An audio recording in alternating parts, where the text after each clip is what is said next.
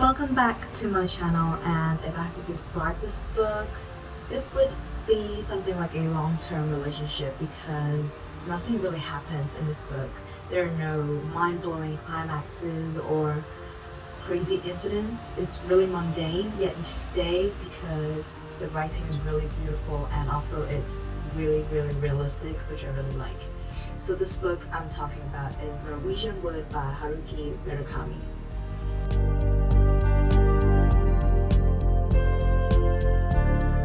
This book is one of my favorites so far. So it's written in 1987 by Haruki Murakami, which is a Japanese author. So the story begins when Taru, which is the male protagonist in the story, hears the song Norwegian Wood from the airport speakers, and it makes him really nostalgic and he thinks about the past.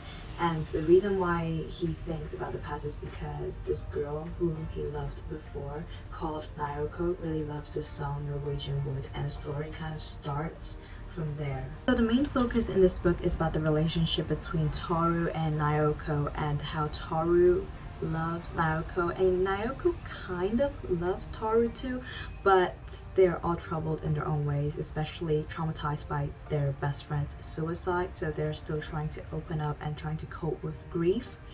And Taru loves Naoko and he wants to help her open up, he wants to be there for her, and Naoko kind of loves Taru too, I think, in my opinion, but she wants to be her best self before she actually gets together with Taru because she does not want to be a burden or emotionally unavailable for him.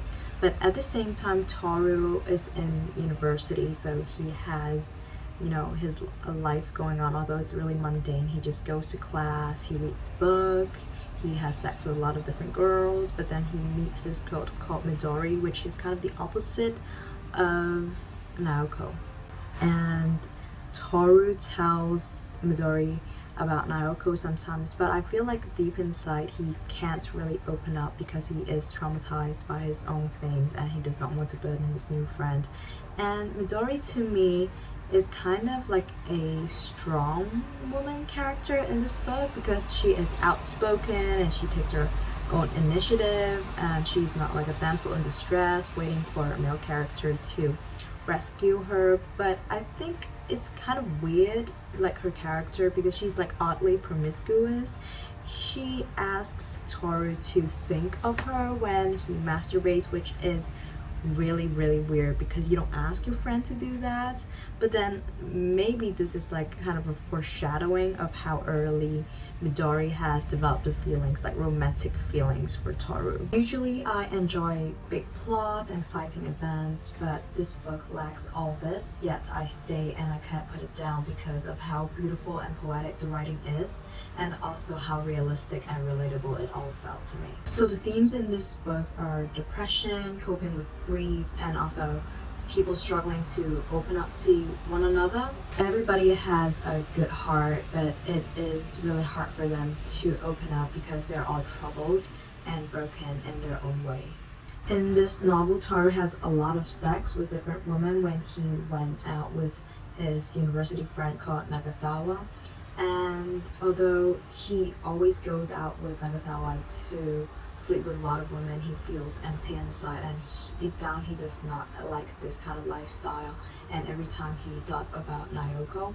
But to me, I think sex to the main character is kind of like a symbol of an advancement in the relationship with the other female characters.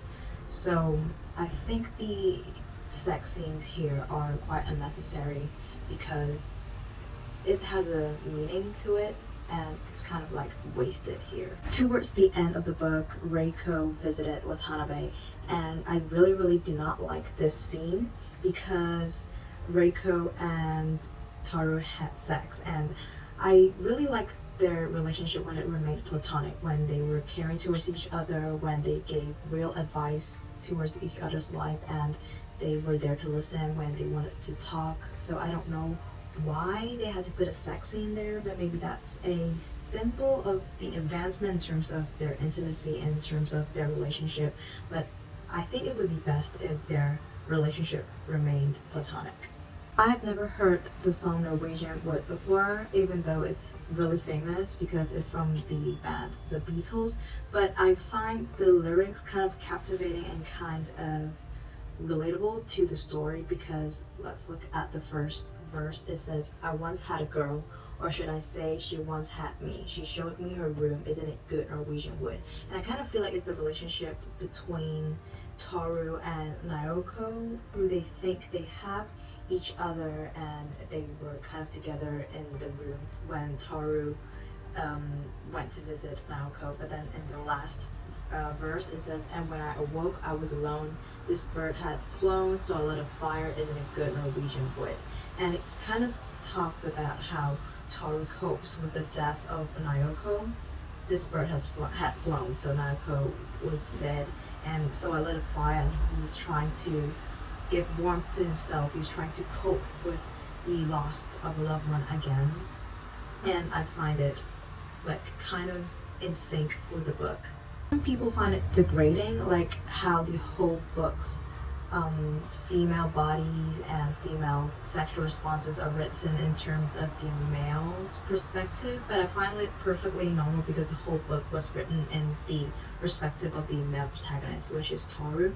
So it is alright for me, and it is actually reasonable because this book is written in 1987, which has like really different social values than the times we are in now, so I find it totally acceptable. I don't find it degrading in any sense. Another theme of this book is suicide and death. In terms of suicide, I do not condone it or encourage it in any form, but I get it in terms of the character's perspective, and as a reader I find it really like devastating because every time I get attached to a character, they somehow ended up dead, and I read the book in terms of Taru's perspective and how he has to deal with their deaths is also heartbreaking because he is coping with the death of loved ones. In the last paragraph, which is quite a heartbreaking paragraph, Taru calls Midori on the phone and tells her he wants to tell her everything, but he felt lost in the city of Tokyo. He didn't know who he was, he didn't know where he belonged anymore, which shows the reality of attempting to open up to somebody you care about, but you have already lost yourself in the journey of coping with grief and also depression. The writing in this book is chef's kiss. You know, it's so good. It's so pretty the way the author describes the image of Japan, the lifestyle of Toru Watanabe. The author makes this kind of mundane daily routine activity really, really interesting because of his writing style, how nice it is and how descriptive it is.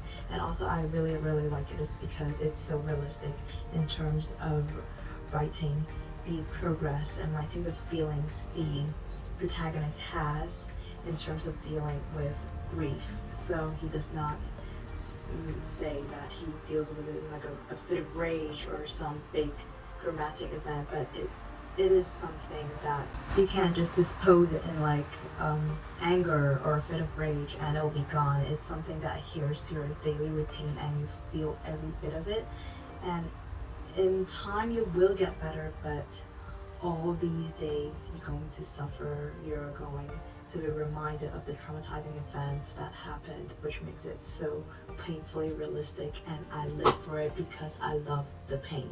Of all the books I've recently read, this one is so far my favorite, and it is a very rare 5-star that I will give this book. You should definitely read it. It's quite an old book. It is really, really, really, really, really nice. Don't forget to read it. This is also my first time diving into Asian literature, and surprisingly it's a really, really good experience. And I know he has more books, like Haruki Murakami wrote a lot more books, so this one really is a good start for me, and I will definitely be reading more of his books in the future. So like this video, subscribe to my channel, and I'll see you all next time.